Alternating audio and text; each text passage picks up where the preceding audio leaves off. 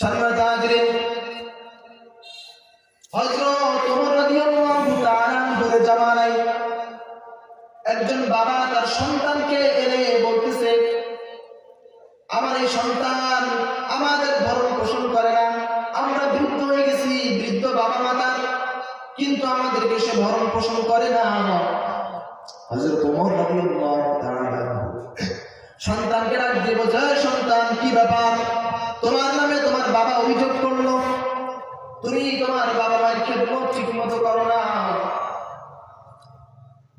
হযরত ওমর রাদিয়াল্লাহু তাআলা সন্তানকে ভালোভাবে বলে দেন, খবরদার আর যেন অভিযোগ না আসে, পিতামাতার অনেক হক রয়েছে তোমার উপরে, পিতামাতার হক কিন্তু ঠিকভাবে আদায় করবা। সন্তান ডাক দিয়ে বলতেছে, আমিরুল মুমিনিন, আপনার কাছে জানতে চাই, সন্তানের উপরে পিতামাতার অনেক হক রয়েছে বুঝলাম, কিন্তু পিতামাতার উপরে কি সন্তানের কোনো হক নাই? ওমর রাদিয়াল্লাহু তাআলা বলতেছে, হ্যাঁ অবশ্যই অবশ্যই পিতামাতার উপরে সন্তানের অনেক হক রয়েছে। সন্তান ডাক দিয়ে বলে, আমিরুল মুমিনিন জানতে চাই, পিতামাতার উপরে সন্তানের কি কি হক রয়েছে? আমিরুল মুমিনিন বললেন, এক নাম্বার হক হলো পিতা তার সন্তানের জন্য একটা নেককার দিনদার মায়ের ব্যবস্থা করবে। আজকে কয়জন পুরুষ, কয়জন স্বামী এই চিন্তা করে বিবাহ করে, আমার সন্তানের জন্য আমি একটা নেককার মেয়ে, একটা নেককার স্ত্রীর ব্যবস্থা করব, যেই নেককার মেয়ে, যে নেককার স্ত্রী আমার সংসারটাকে সুন্দর করে সাজাবে। অধিকার ইসলাম নারীদেরকে দিয়েছে মর্যাদা, ইসলাম নারীদেরকে দিয়েছে সম্মান। সম্মানিত হাজিরিন, আমরা যদি পৃথিবীর নানান দেশে নানান ধর্মে নারীদের অবস্থানটা দেখি, মা বোনদের অবস্থানটা দেখি, রোম দেশের রোমান যারা রোমিও, তারা নারীদের মানুষ কিনা এইটা নিয়ে তারা সন্দেহ হয়, যে নারীদের মধ্যে আত্মা আছে না নাই। নাউজুবিল্লাহ বলে, নারী মহিলা এটা যে আল্লাহর একটা সৃষ্টি, এটা তারা মানতে রাজি না। নারী যে একটা সম্মানিত সৃষ্টি আল্লাহ, পুরুষের মতোই রোমানরা এটা মানতে নারাজ। ইহুদিরা তারা নারীদের ব্যাপারে কেমন ধারণা পোষণ করে? তারা নারীদের সাথে চরম অপমানকর আচরণ করেছে। নারী যখন, নারীর যেই স্বাভাবিক যেই অসুস্থতা, ঋতুস্রাব, যেটা ইহুদি ধর্মে কোন নারী যখন ঋতুস্রাবের মধ্যে চলে আসে, তখন তাকে ঘর থেকে বের করে দেওয়া হয়। নাউজুবিল্লাহ। এমনকি তার ওই সময় রান্না বান্নাও তার হাতের থেকে কেউ খায়। খ্রিস্টান ধর্মে তো আরো জঘন্য, নারীদেরকে সাপের চাইতে, বিচ্ছুর চাইতে মারাত্মক জঘন্য বলা হয়েছে। এমনকি খ্রিস্টানদের যে পাদ্রী যারা, এই খ্রিস্টানদের পাদ্রীরা যুগ যুগ ধরে তারা সন্দেহ গবেষণা করতেছে যে আসলে নারীর মধ্যে আত্মা আছে কিনা। এমনকি হিন্দু ধর্মের মধ্যে নারীর সাথে যে আচরণ করা হয়েছে, কোন বিবাহিত নারীর স্বামী যদি মারা যায়, তাহলে সেই স্বামীর চিতায় ওই নারীকেও জীবন্ত পুড়িয়ে ফেলা হতো, যেটাকে হিন্দু ধর্মের বিভিন্ন গ্রন্থের মধ্যে সতীদাহ প্রথা নামে উল্লেখ করা হয়েছে। সম্মানিত হাজিরিন, খোদ আরবে রাসূল সাল্লাল্লাহু আলাইহি ওয়াসাল্লাম যে ভূখণ্ডে নবী হিসেবে এসেছিলেন, সেই আরবের মধ্যে নারীর সাথে এমন অপমানকর, লাঞ্ছনা, অবমাননার আচরণ করা হয়েছে। নারীর কোনো মূল্যায়ন ছিল না, কোনো মর্যাদা ছিল না, নারীর সাথে একেবারে নারীর কোনো মতামতের তোয়াক্কা করা হতো না, কোনো মূল্য নাই নারীর সমাজের মধ্যে। এমনকি কন্যা সন্তান জন্ম দেওয়া, এটা প্রত্যেক বাবা লজ্জার বিষয় মনে করত। নাউজুবিল্লাহ। কন্যা সন্তান হলে জীবন্ত পুঁতে ফেলত, জীবন্ত হত্যা করত তাদেরকে। কোরআনের সূরাতুত তাকবীরের মধ্যে আয়াত এসেছে, ওয়া ইযাল মাউউদাতু সুইলাত বিআইয়ি যামবিন কুতিলাত। আল্লাহ তাআলা বলেন, কিয়ামতের ময়দানে এই কন্যা সন্তানগুলোকে, ছোট ছোট বাচ্চাদেরকে জিজ্ঞাসা করা হবে কোন অপরাধে, কেন তাদেরকে হত্যা করা হয়েছিল, কি অপরাধ ছিল তোমার, কেন তোমার মা, কেন তোমার বাবা তোমাকে হত্যা করেছিল। কন্যা সন্তানগুলোকে জিজ্ঞাসা করা হবে। সম্মানিত হাজির, উদ্দেশ্য হলো ওই বাপ মাকে বিচারের কাঠগড়ায় দাঁড় করানো হবে, কেন তাদের কন্যা সন্তানগুলোকে হত্যা করেছিল। এই আয়াতের তাফসীরের মধ্যে মুফাসসির ইকরাম লেখেন, কিয়ামতের ময়দানে যেই সমস্ত মা বাপগুলো তাদের সন্তানকে হত্যা করে, আল্লাহ রাব্বুল আলামিন সন্তানদেরকে হত্যা করতে নিষেধ করেছে, ওয়ালা তাকতুলু আওলাদাকুম খাশিয়াতা ইমলাক, খবরদার অভাবের তাড়নায় পড়ে বিভিন্নভাবে তোমরা তোমাদের সন্তানকে হত্যা করবে।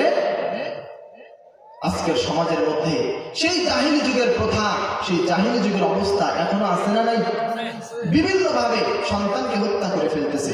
এখন হয়তো বা নারী কন্যা হওয়ার কারণে আর হত্যা করে না, কিন্তু অবৈধ সম্পর্কের কারণে অথবা স্বামী স্ত্রীর বৈধ সম্পর্কের মাধ্যমে সন্তান পেটে এসেছে, এই সন্তানকে খাওয়াবো কি, পড়াবো কি, অভাবের কারণে এই চিন্তা করে সন্তানদেরকে হত্যা করে।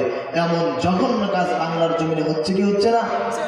শুধু তাই না, অবৈধ প্রেম খেলায় মহিলার গর্ভে, নারীর গর্ভে সন্তান আসতেছে, সেই সন্তানকে হত্যা করে ফেলতেছে। জাহাঙ্গীরনগর ইউনিভার্সিটি বাংলাদেশের শীর্ষ একটা বিদ্যাপীঠ, সেখানে টয়লেটের মধ্যে মেয়ে বাচ্চা প্রসব করে ফেলে রেখে গেছে। শিক্ষিত সমাজ। সম্মানিত হাজিরিন, মুফাসসির ইকরাম তাফসীরের কিতাবের মধ্যে লিখেছেন, রাসূল সাল্লাল্লাহু আলাইহি ওয়াসাল্লাম একটা হাদিস এনেছেন, কিয়ামতের ময়দানে যেই সমস্ত মহিলাগুলো তাদের সন্তানকে অবৈধভাবে হত্যা করে, তাদেরকে এই সন্তানগুলো কিয়ামতের ময়দানে ওই সমস্ত মায়েদের স্তন কামড়ে ধরে রাখবে আর টানতে টানতে আল্লাহর দিকে নিয়ে যাবে। আল্লাহর কাছে নিয়ে বলবে, আল্লাহ, এই আমার সেই মা যে আমাকে অন্যায়ভাবে হত্যা করেছিল। সম্মানিত হাজির, বলতেছিলাম যে আরবের যুগে নারীর কোনো মূল্যায়ন, কোনো মর্যাদা, কোনো দাম সেখানে ছিল না। নারীদেরকে জীবন্ত হত্যা করে ফেলা হতো। আমার এমন একটি ঘটনা ইতিহাসের পাতায় ইতিহাসবিদ উল্লেখ করেছেন, দাহিয়াতুল কালবি রাদিয়াল্লাহু তাআলা আনহু একদিন নবীজির দরবারে সে কান্না। নবীজি ডাক দিয়ে বলতেছে, দাহিয়া, কেন কান্না করে জানতে চাই। দাহিয়াতুল কালবি ডাক দিয়ে বলতেছে, নবী আমার, জীবনে অনেক অন্যায় করেছি, অনেক পাপ করেছি গো নবীজি, আপনার কাছে জানতে চাই আল্লাহ পাক রব্বুল আলামিন আমার এই অন্যায়গুলো ক্ষমা করবে কিনা। নবীজি ডাক দিয়ে বলে, দাহিয়া রে, তুমি কি কালেমা পড়ো নাই?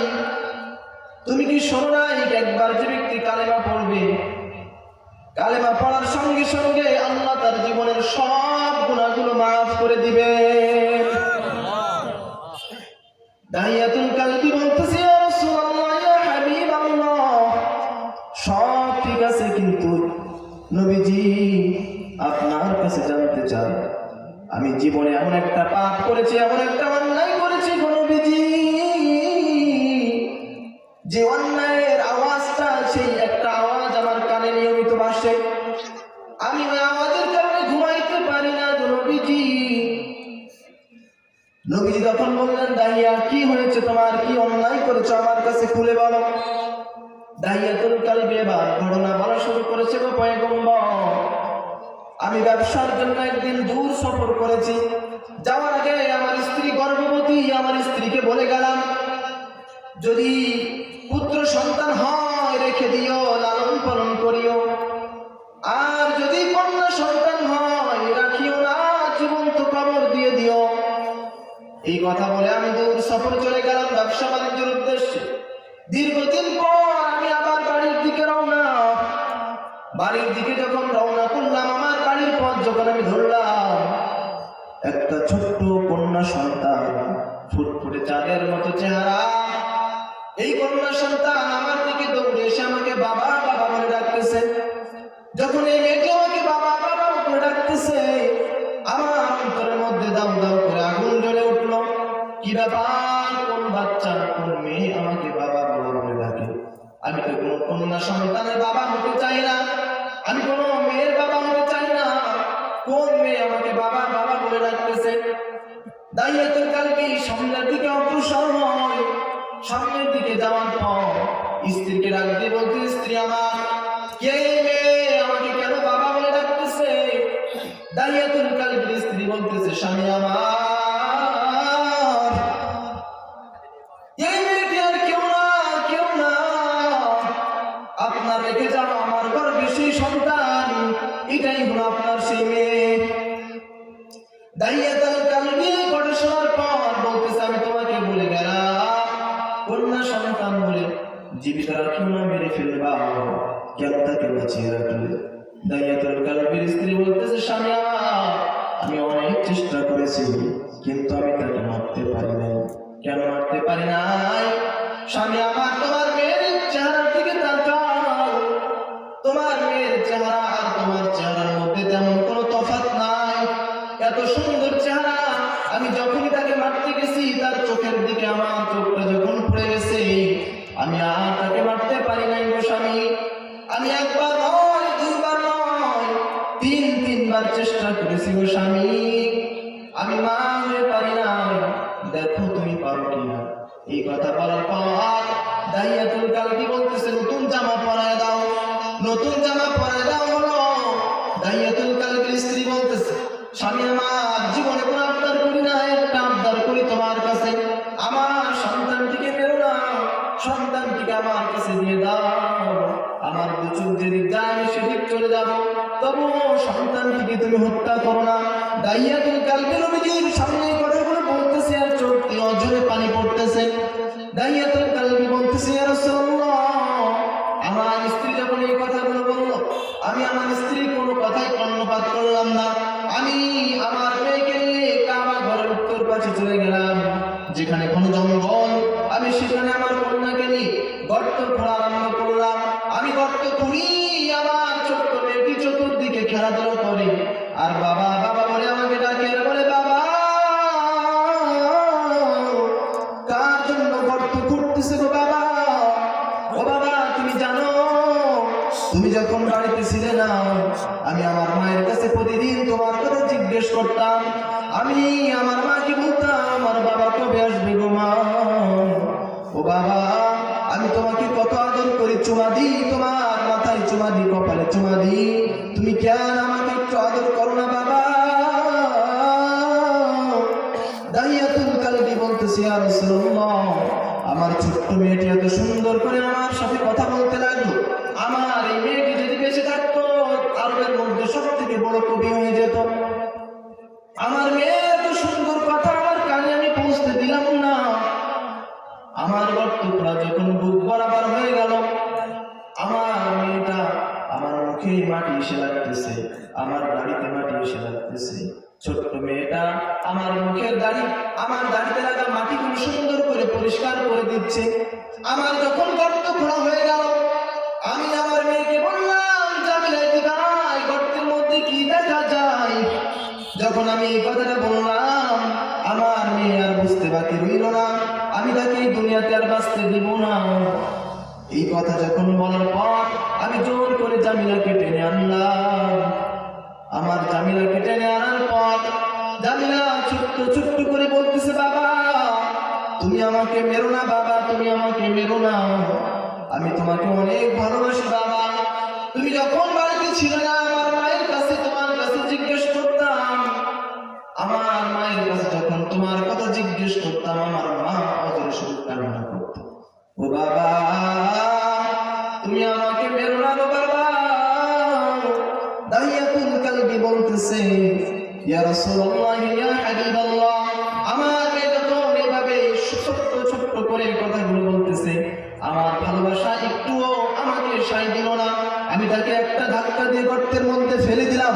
গর্তের মধ্যে যখন ফেলে দিলাম, আমার সন্তানটা আমার হাতটা এঁটে ধরে বলে, বাবা, এতদিন জানতাম সন্তান বিপদে পড়লে বাবা সন্তানের জন্য এগিয়ে আসে, সন্তান বিপদে পড়লে মা সন্তানের জন্য এগিয়ে আসে।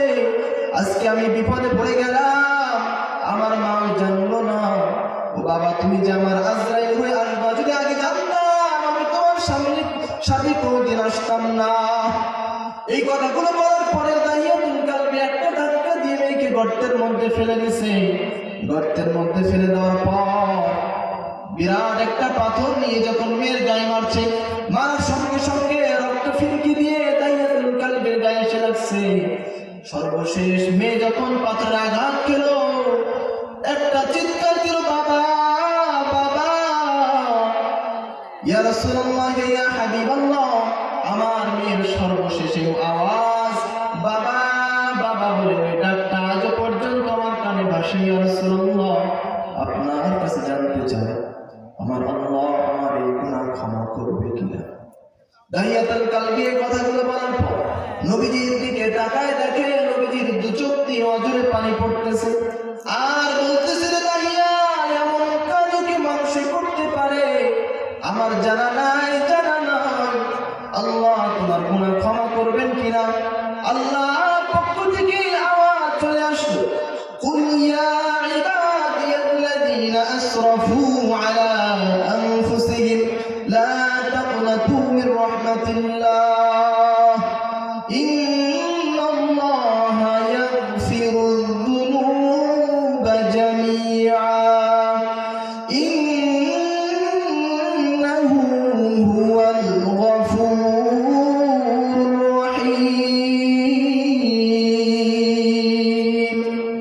পয়গম্বর জানাবেন, দুনিয়ার কোনো মানুষ যদি নিজের সাথে নফসের সাথে অন্যায় করে ফেলে, আমি আল্লাহর রহমত থেকে যেন নৈরাশ না হয়ে যায়। আমি আল্লাহর রহমত বড় বিশাল। আমি আল্লাহ আমার বান্দার যে কোনো গুনাহ ক্ষমা করার ক্ষমতা আমি আল্লাহ রাখি, কারণ আমি আল্লাহ রহমান, আমি আল্লাহ গফফার, আমি আল্লাহ গফুর।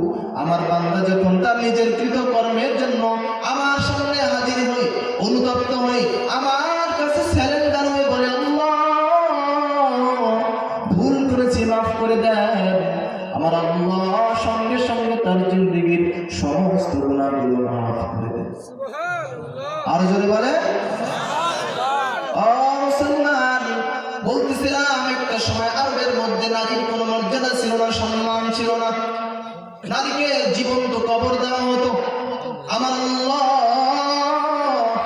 কোরআনের আয়াত নাযিল করে জানায় দিলেন, ওয়ামান আমিলা সালিহান মিন যাকারিন আও উনসা ওয়া হুয়া মুমিনুন ফাউলাইকা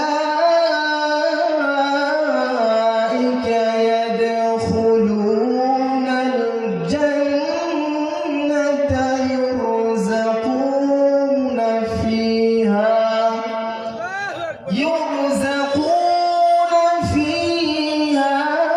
বিগাইরি হিসাব।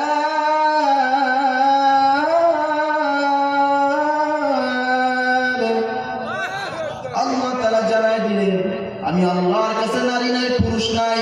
যে ব্যক্তি নেক আমল করবে, আমি আল্লাহর কাছে সে মুমিন, আমি আল্লাহর কাছে সে ইমানদার। আমি আল্লাহ তাকে জান্নাতে দিব। ওই জান্নাতের মধ্যে থাকবে অসংখ্য অগণিত নিয়ামত আর পুরস্কার। সম্মানিত হাজিরিন, ইসলাম নারীকে যে সম্মান আর মর্যাদা দিয়েছে, অন্য কোনো ধর্মে, কোনো দেশে, কোনো দর্শনে এত সম্মান দেয় নেই। ইসলাম যে পরিমাণ সম্মান মানুষকে দিয়েছে, সম্মানিত হাজিরিন, এই সম্মান আর মর্যাদা আজ নারী তার এই সম্মান, আল্লাহর দেওয়া সম্মান, সেই সম্মান আজ নারী নিজেই ভূমিত করে ফেলেছে। সম্মানিত হাজিরিন, আল্লাহ রব্বুল আলামিন নারীদেরকে যে সম্মান দিয়েছেন, নারীদেরকে যে অধিকার দিয়েছেন, এক নাম্বার অধিকার হলো নারীর ধর্মীয় অধিকার। কিসের অধিকার? পুরুষ যেমন ধর্মকর্ম করার ক্ষেত্রে স্বাধীন, পুরুষের যেমন ধর্মকর্মের দরকার, নামাজ রোজার দরকার, ঠিক তদ্রুপ নারীরও নামাজ রোজার দরকার। পুরুষের যেমন দ্বীন শেখার দরকার, কোরআন শেখার দরকার, হাদিস শেখার দরকার, ইসলাম শেখার দরকার, নারীরও ঠিক তদ্রুপ ইসলাম শেখার দরকার, কোরআন হাদিস শেখার দরকার। আছে না নাই? ও মুসলমান, কোরআনের এই আয়াত দ্বারা আপনি কি বুঝলেন? যে শুধু কি পুরুষই ইবাদত করবে, নারীর জন্য কোনো ইবাদত নাই? তাহলে আজ সমাজে এই বৈষম্য কেন? কেন শুধুমাত্র পুরুষদেরকে, ছেলেদেরকে আমরা কোরআন হাদিস শেখানোর ব্যাপারে আগ্রহী, মহিলাদেরকে, নারীদেরকে, মেয়েদেরকে কেন আমরা দিন শেখাচ্ছি না? এই বাধাগ্রস্ত নারীদের এই যে অধিকার আল্লাহ দিলেন, এই অধিকার আপনি আমি কেন হরণ করছি, কেন বাধাগ্রস্ত করছি? সম্মানিত হাজরিন, নারীদেরকে দিন যে না শেখার কারণে আজকের সমাজের অবস্থা কি?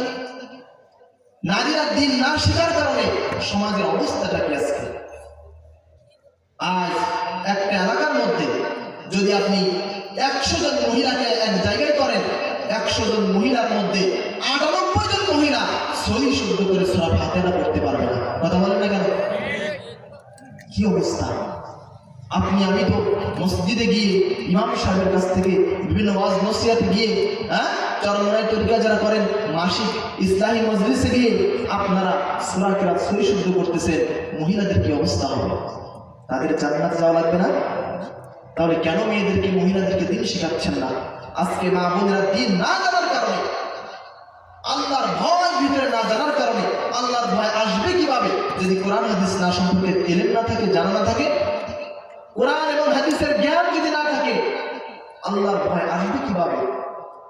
আজকে মহিলাদের মধ্যে আল্লাহর ভয় না থাকার কারণে সমাজের মধ্যে অশ্লীলতা, বেহায়াপনা ও অশালীনতা বাড়তেছে না কমতেছে? সব কিছুর মূল কারণ হলো মহিলাদের দ্বীনের ব্যাপারে অজ্ঞতা।